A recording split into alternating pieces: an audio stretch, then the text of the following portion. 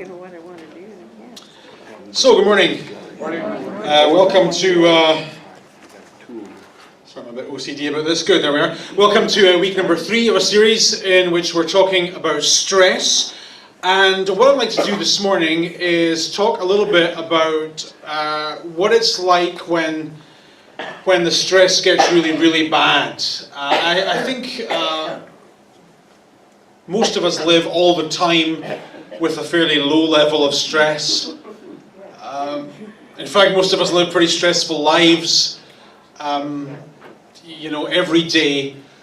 But what I want to talk about this morning is when it gets bad, really bad. So I want to talk about what it's like when you wake up in the wee hours of the morning with a tightness in the throat and rapid beating in the heart. I want to talk about what it's like when you can't bear the thought of facing people today, of going into a room where you know other people are going to be. I want to talk about what it's like when your mind is gripped by strange, irrational, inexplicable fears and worries. So we're talking about no ordinary stress this morning. We're talking about it when it gets bad. And I want to begin, if I may, with a disclaimer. A lot of what I have to say to you this morning will, for some of you, be very uncomfortable listening, because what I'm probably going to do is describe the water in which you are presently drowning. When I spoke not 10 seconds ago about a tightness in the throat and a rapid beating in the chest, about a fear of facing people and going into a room where you know other people are going to be, about strange and irrational worries, you're there. That's your life. And so I want to say sorry in advance for any discomfort that I'm going to cause you this morning. I should probably say that every Sunday. In fact, I should probably just walk around with a sign that says that. Sorry for how I'm about to make you feel. But to be honest, I'm only just a little bit sorry, because the fact is that the discomfort is sometimes good for you.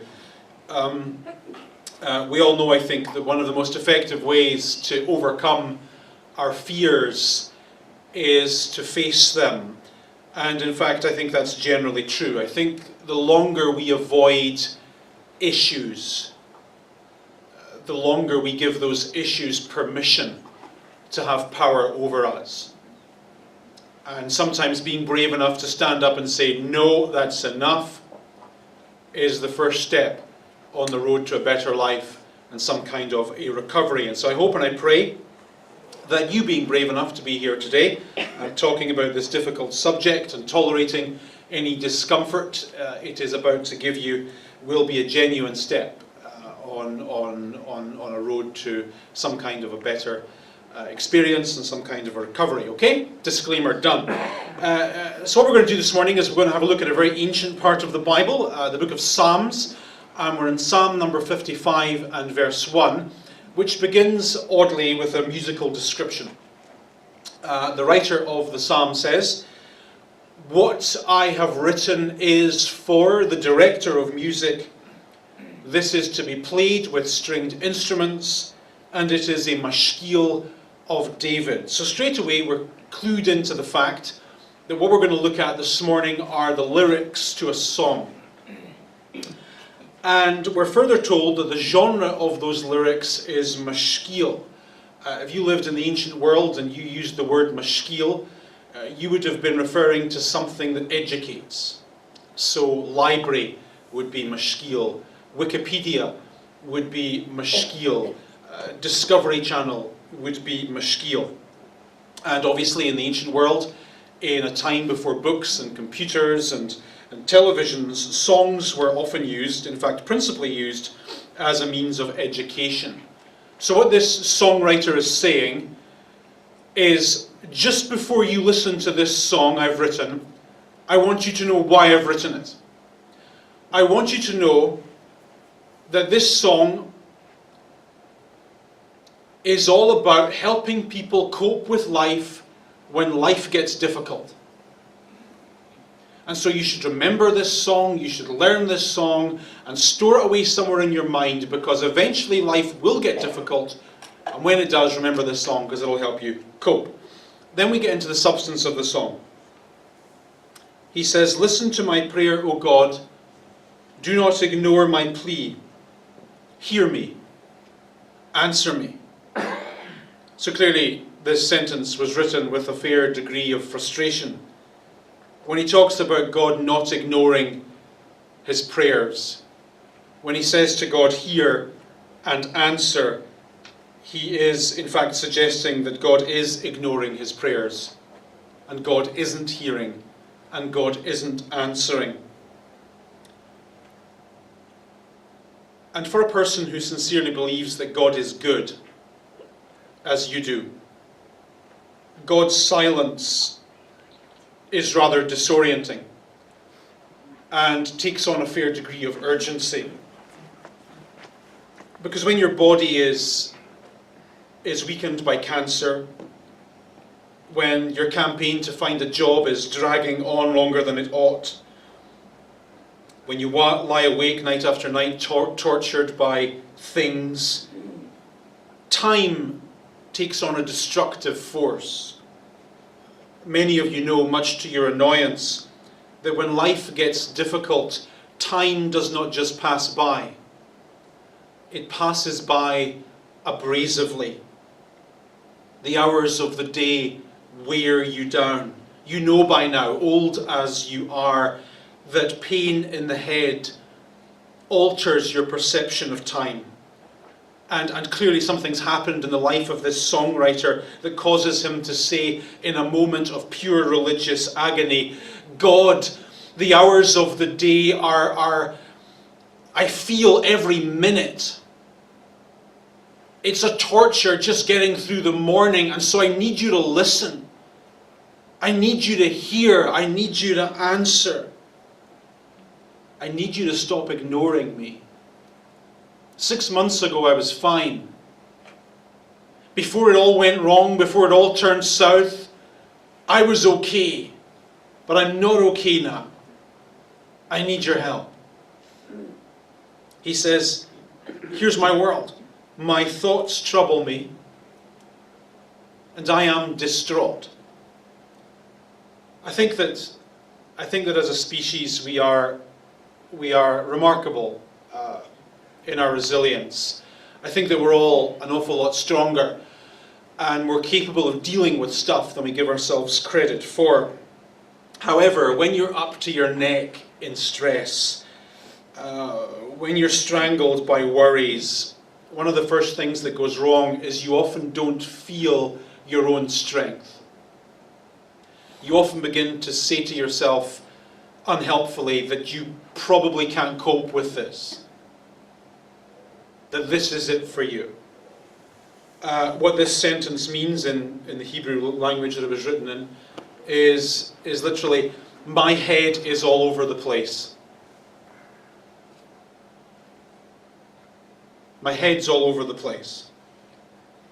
He's saying that there are thoughts on the inside of me that are telling me things that are just spoiling my experience of life. My mind is messing with me, and my mind during this stressful period is my worst enemy. Were this author living in our period of history, he would probably say something like, "I was at work the other day, and I was in a team meeting, and the team leader asked me to contribute to the discussion, and I just froze. My head was telling me I couldn't do it. Too stupid. Didn't have anything meaningful to say. Everyone might laugh at me, and because that happened, I think I should just quit now. And no one understands what it's like when that happens. No one understands what it's like to be me, and it's just embarrassing. And because I'm a sentient being, I know enough to know that my mind is in pain. I know enough to know that things aren't going well, and I'm just not right. I'm just not right."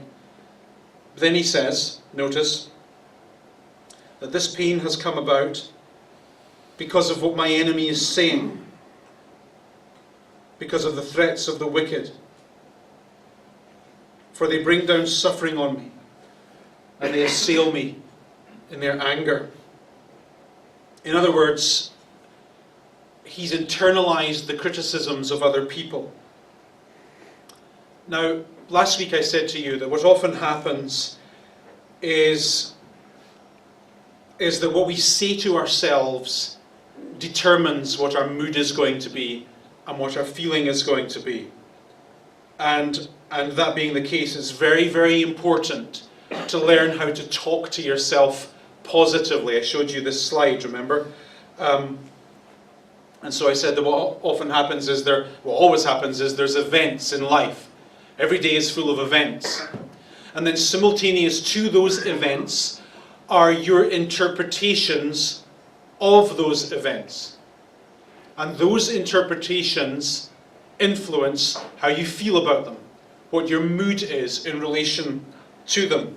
For example, let's use the example we used a moment ago. You're at work, you're at a team meeting, and your boss asks you to contribute. That is an event.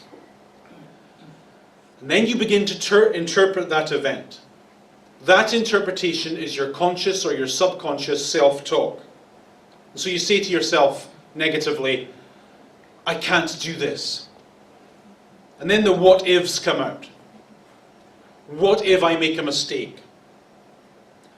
What if everyone laughs at me?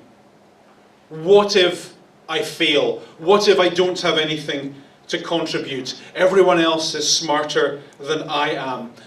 That interpretation leads to feelings of stress and anxiety.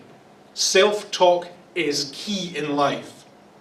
And a lot of our negative self-talk comes right out of mistaken beliefs that we've picked up about ourselves in particular and life in general over the years.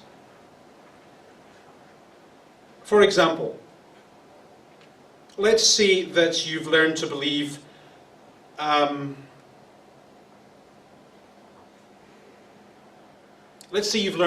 that you should always look good and act nice no matter how you feel.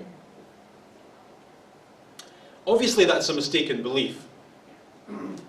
Obviously your self-worth and your identity as a human being are innate and in no way related to how you look. The fact is, you have a right not to look good. Some of you are exercising that right.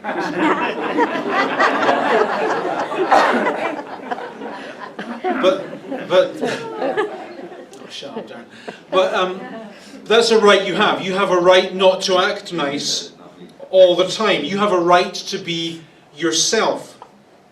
But if this mistaken belief, I must look nice all the time, I must act nice all the time, gets into your head, it informs your self-talk. It tells you, for example, that if anyone gets to know the real you, they probably won't like you. It tells you that you have to keep your guard up all the time. You can't let anyone in. You can't let anyone get close.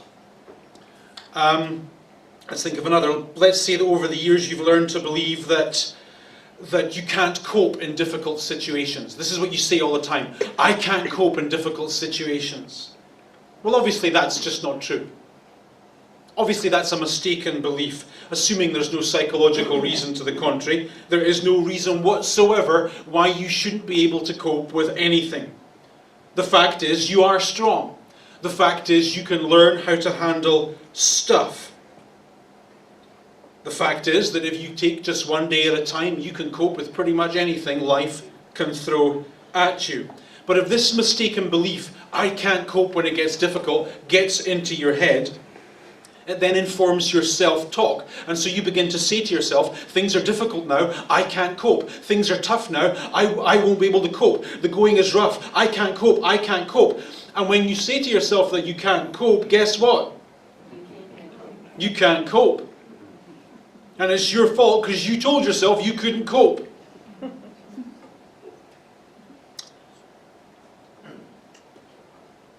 Let's say you've learned to believe mistakenly that you're powerless. People say this about themselves all the time. They talk of themselves as victims. This obviously is mistaken. This obviously is untrue. The fact is, you live in Canada. not Somalia. The fact is, you are free in this country and you are responsible and in control of your own life. And your circumstances may well be beyond your control, but your response to those circumstances, whatever they are, however horrible, are always within your control. But if this mistaken belief gets into your head, I'm powerless, I'm a victim, I'm unlucky, you then persuade yourself that happiness isn't for the likes of you. You persuade yourself that you're perpetually unlucky, that you're perpetually consigned to being no better than you presently are. Do you understand? A lot of your stresses and your strains and your anxieties come out of things you choose to say to yourself. And a lot of the things you choose to say to yourself come right out of mistaken beliefs that you've picked up about you and about life over the years. So back to our song.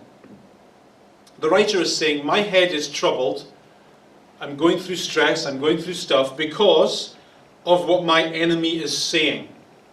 That is, I've taken the mistaken, daft things that other people have been saying about me, and I have internalized them myself. In other words, I have begun to believe and repeat the lies of other people.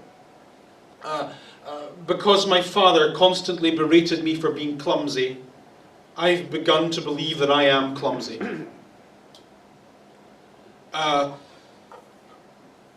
Because my mother gave me the impression I wasn't good enough, I've mistakenly come to believe that unless I'm perfect all the time, no one will love me. Because my first husband said I was ugly, I've mistakenly come to believe that I am ugly.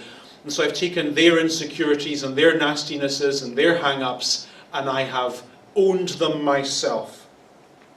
And they're lodged in my mind. And they have become my reality. This happens to all of us. Their fallacy becomes my reality. Their wrongness, their mistaken beliefs, their stupidity becomes my reality because I allow it to be. Then he talks about how that feels. He says, my heart is in anguish within me. The terrors of death have fallen on me. Some of you can't relate to that sentence, some of you have lived it. You know exactly how this man feels. Fear and trembling have beset me. Horror has overwhelmed me. I love this sentence. Clearly this man knows exactly how it feels to wake up in the wee hours of the morning with a tight throat and a racing heart. This man knows exactly how it feels to be in a situation that is more than he can bear, which I like because one of the things that makes it hard to talk about stress is that some of the people you talk to about it have never experienced it. And so when you talk to them about what you're going through and what the symptoms are, emotionally and physically, there's just this blank look on their face because they've never experienced it. And usually they end up saying something silly because they've never lived it. And so when you've gone through something, you often find it's really, really helpful to talk to someone who's gone through something themselves, because they know, they understand, they've lived where you currently are. And so I like that this particular writer of the Bible seems to have gone through his own issues. He seems to have experienced the worst of it and come through it. So anyway, the writer of this song is surrounded by what he calls an enemy. He's faced by a threat that he's begun to internalize. Being a member of the human genus, he's going to respond to this threat in one of two ways. It's an evolutionary thing. We are programmed to respond to threat, and we respond to it in one of two ways. One of those ways is we fight. So we're walking down an alley downtown at night, don't know why we would be, but we are. I'm not going to judge. And we think someone's walking behind us, right? We hear the footsteps. And something kicks in our system. Our adrenaline flows a little bit more freely. Our heart rate increases. Our fists clench like a rock. Our finger hovers over the trigger of the mace that we're not allowed to have in Canada. And we're ready. We feel threat and we're ready to fight. Sometimes we respond this way. Sometimes, however, we sense a threat in life, and rather than choosing to fight, we choose to flight. We choose to run. So look at the connection he makes. He says, I am anxious, I am stressed, everything is going badly, nothing is working. So I said, oh, that I had the wings of a dove, that I would fly away and be at rest. I would flee far away and stay in the desert. I would hurry to my place of shelter, far from the tempest and the storm. I think that one way or another we've all said this. When our problems are mounting, when it feels like life is closing in on us, some of our most recurring fantasies are fantasies of just going, of just getting out of here. When you worry about having to work harder for less and less, when the pressures of the divorce never leave your head, when the stress of having to perform Monday to Friday in spite of all the things you're going through in your private life get more than you can bear, it's natural to think that you'd be far better off sitting on a beach somewhere in the Caribbean, drinking something that tastes like a coconut that gives you a buzz. And I don't mean for a week, I mean forever. Let's do a quick survey and let's be honest, it's dark, only I'll see and everyone else behind you. How many of you have gone through something in life and you thought, I would be so much better if I could just go away somewhere and just go away somewhere? Oh, everyone. Horrified. This is natural. When life is stressful, it's perfectly normal to think I'd be better off on a beach. Sadly, however, for most of us, probably all of us, our bank books don't match our fantasies. In fact, that's just life right there. Your bank book doesn't match your fantasies. So flight to life in another warmer place is off the cards. But what isn't off the cards is avoiding the issues that vex us. We can flight in other ways. So we might not be able to take flight to Margaritaville as often as we like, but we can escape into our work. We can escape into our hobbies, into our garages. We can escape into our lethargy. We can escape into our sofa and into our soaps. And the writer, right, isn't that true? When it comes to dealing with the issues that beset us, our list of avoidance tactics is endless. And the writer of this particular part of the Bible knows all about this. And so he says, my head is messed up, my mind is distracted, I'm just so stressed right now, and what I would just love to do is fly away and never come back. Close the door, leave the key. Keep the house, I'm off. And who can blame him? Next sentence. Lord, confuse the wicked, confound their words. For I see violence and strife in the city. Day and night they prowl on its walls, malice. In this sentence I get the impression that there's a lot wrong in this man's life. He lives, he works in a context that's not at all conducive to his own well-being. And I think that's an important thing to recognize sometimes. There's often a connection between how well we are up here and the environment that we've ended up in. And the fact is, it's hard to be well mentally and emotionally when you're in an environment that isn't conducive to those things. And so as this man goes through the malice and the lies and the antagonisms of his environment, of his context, he's feeling the stress of it. It's getting too much for him, and he just finds that nothing is helping, and so he wants to go. Then he says, a little bit more insight, if an enemy were insulting me, I could endure it. If a foe were rising against me, I could hide. But it is you. It's you, a man like myself, my companion, my friend, a person with whom I once enjoyed sweet fellowship in the house of God as we walked about among the worshippers. So the details are a little sketchy here, but this much we know. The enemy of whom he's been hitherto speaking clearly has not always been an enemy. He used to be something else.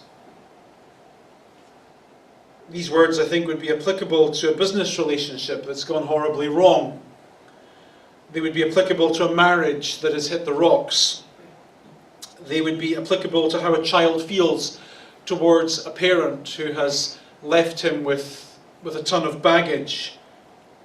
He's saying, if an enemy did this to me and caused me this trouble, that would be fine. I could deal with that, but this was caused by you. By you. Person I thought was my friend, my partner, my parent. And now because of you, this person I trusted, I'm dealing with all these issues and I'm left with all this baggage. Thanks for nothing.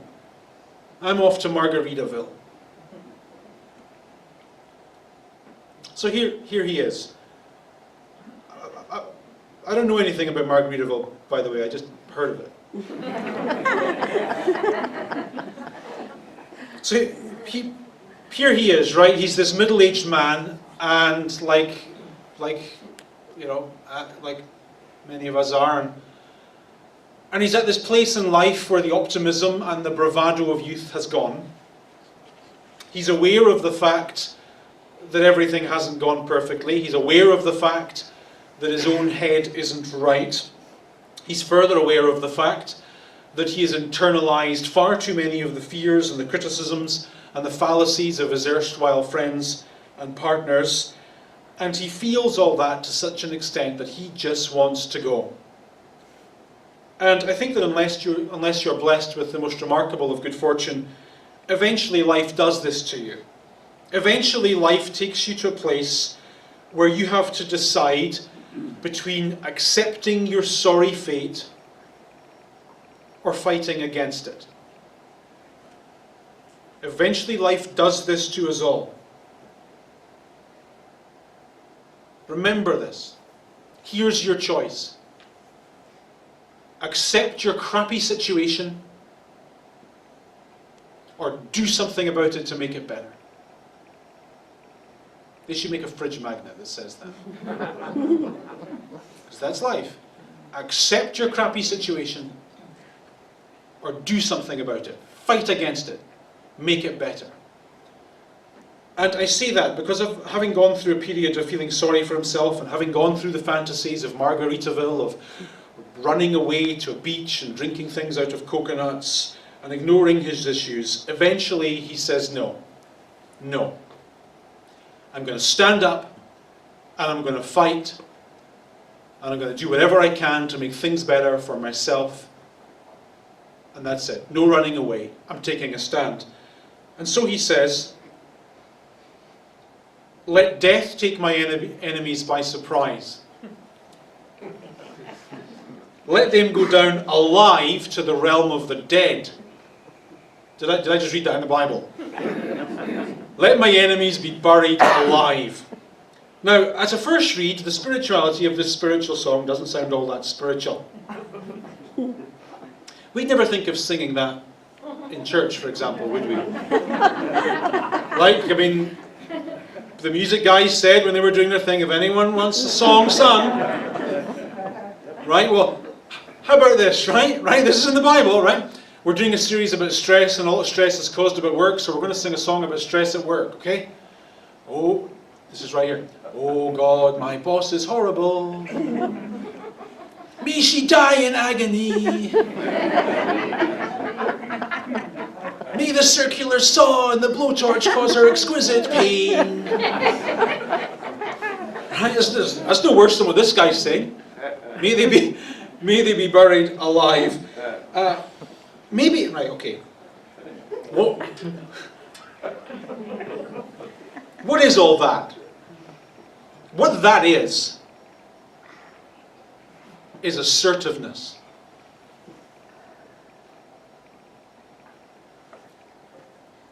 And I think sometimes our stresses are caused because we're just not assertive enough.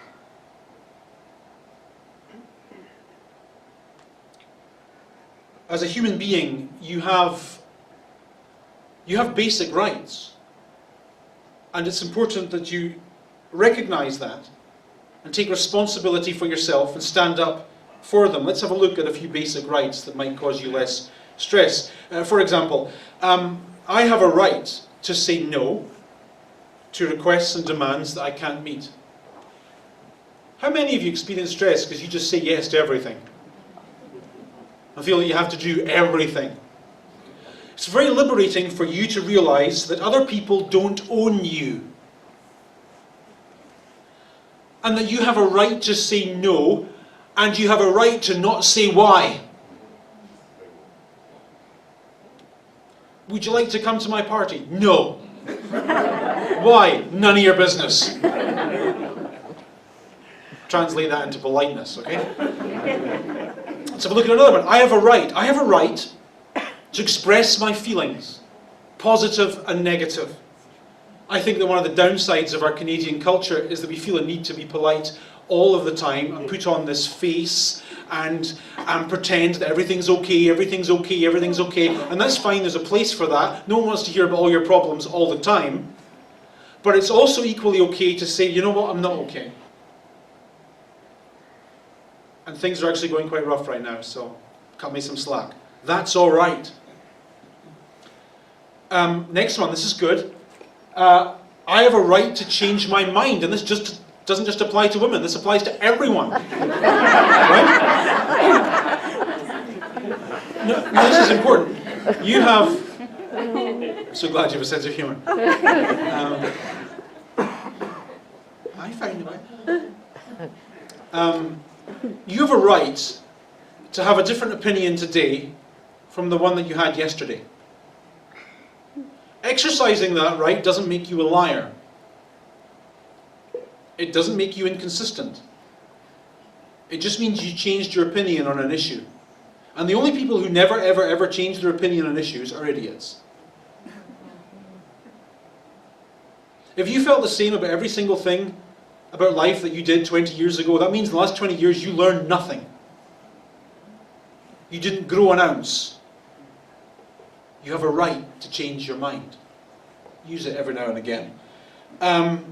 This is a good one, this next one. I have a right to make mistakes and not be perfect. I have a right to fail. I have a right to a past that wasn't great. I have a right to have gone through things that didn't all work out perfectly. I think that a lot of our stresses in life are self-inflicted in that we put ourselves under pressure to be perfect. We put ourselves under pressure not to have had an ignominious past, and we try as hard as we can to project an image of perfection that's just false, and it stresses us out. Listen, you have a right to make mistakes and to have made mistakes. You have a right to not get things right all the time, and you have a right to have had a past where things didn't go right all the time. That's okay. One more, one we often overlook. I have a right to be happy. Believe that. I think that's something you need to tell yourself a lot. And in so doing, counter your negative self-talk that persuades yourself that you don't deserve happiness. In this sentence, In the song, the writer is standing up to the lies and the fears and the fallacies that everyone is saying about him and that he has internalized himself, and he's correcting them, and he's saying, no, that's it, that's enough, that's not true, that's mistaken. I'm fighting. I'm fighting. Next sentence. He says, as for me, I call to God, and the Lord saves me. Evening, morning, and noon I cry out in distress, and he hears my voice. He rescues me unharmed from the battle waged against me, even though many oppose me. Notice his newfound confidence at the end of the song. 16 verses ago, he was certain God wasn't listening. He was certain God's answering machine was full, and that his prayers weren't getting through. Now he's certain that God is listening. Now he's certain that God is with him. Now, of course, that certainty is a certainty of faith. There is no way of proving the confidence of this sentence. Our faith, remember, is always a faith. But having a little confidence in it won't do you any harm. It will do you no harm whatsoever, in fact, to say, as this writer says, I believe God hears me. I believe he rescues me. I believe I'll emerge from all of this unharmed and okay, and that it will all work out. I believe that. I can't prove it, but I believe it.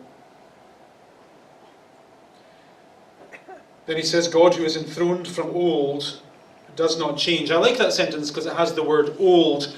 I think that the evil that haunts us in life is ancient. I think a lot of the stresses and the mistaken beliefs that they arise from have been with us a long time. Perhaps even generations. Who knows how far back in time our issues go. And so I like that this writer says God is older than all that. God is older than your problems. The view that God has of you is older than your problems, older than your mistakes, older than your failures. I like that. Then he says, my companion attacks his friends, he violates his promise, his talk is smooth as butter, yet war is in his heart. His words are more soothing than oil, yet they are drawn swords. What he's saying here is, look, just because I have this faith, just because I think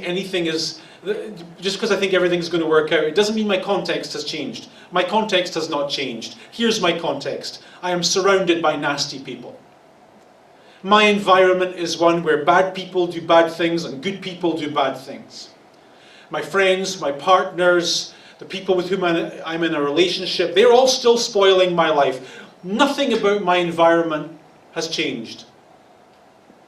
But I've changed. The way I've looked at it has changed. The way I've interpreted it has changed. That's still the same. I'm not. I've chosen to be different. And so he says, cast your cares on the Lord, and he will sustain you. He will never let the righteous be shaken.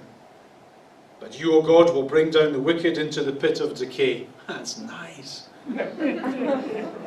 The bloodthirsty and deceitful will not live out half their days. But as for me, whatever happens, whatever life throws at me, here's my choice, regardless of environment, regardless of context, regardless of what I'm going through. It's a choice. I can't prove it.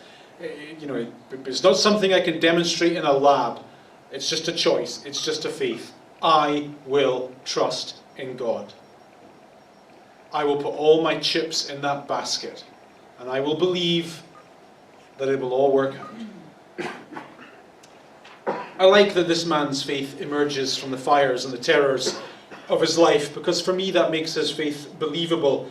He's been through doubt, he's been through rage, he's been through his desire to run away to Margaritaville, and having gone through all of that, he's come to the conclusion that God still is it for him. That faith is still important. It sounds horribly cliched, but I think, and perhaps you would agree, that the faith you have rarely changes your situation. but it does change you. And changing you often makes a difference to your situation. That's kind of how it works. Any questions if we have time? Well, there's a lot of questions in there. The one, I mean, the broad issue you raise is the question of theodicy, which is we believe there is this good God who does good things, and yet there are all these bad things that happen in the world. And regardless of how much people pray and how often people pray, it doesn't seem to make any difference. That's a very old question, and it's a very pressing question. None of it, however, and I think it's an important question not to ignore. That is a reality. There is a good God, bad things happen. That reality doesn't change or not change, but it doesn't negate the positive effect that faith has on the lives of people that have it. I mean, we know enough scientifically now to know that faith has a positive effect on the lives of people who have it. Brain scans reveal that when people pray and meditate and engage in forms of religious worship, it registers somewhere. It makes a difference to them. So there's the tension. Having faith is a positive thing. Having a good church to go to, it's a sociological fact. It's a positive thing. It makes a good difference in a person's life. Believing things makes a good difference in a person's life. Adhering to your faith makes a good difference in a person's life. That is held in tension with some of the realities of life that don't quite match up. That's the tension of faith. If that tension wasn't there, it wouldn't be a faith. It would be something else. But it's always a faith. But the faith is good. Well, I think it's So it does work. I think it's certainly true that changing yourself can have a difference on the environment around you, and perhaps it's an interesting thing with crime in a neighbourhood. But let's take it personally. Let's say we're let's see where there's this person at work who's an idiot. And because they're an idiot, we're an idiot. And because they're aggressive, we're aggressive. And there's this clash of things, and it never gets any better. I can't change that person. Love to. Love to. Love to either change them or kill them. Both are fine. But how about I change me? How about I change strategy? How about I change the way I react to them, the way I speak to them, the way I deal with them, the way I manage them? Perhaps if I change me, I change them. Perhaps. Whether they change or not, I'll have changed me, and so I'll be okay. That's okay, I think. Got to go. We're out of time. God bless you. See you next time.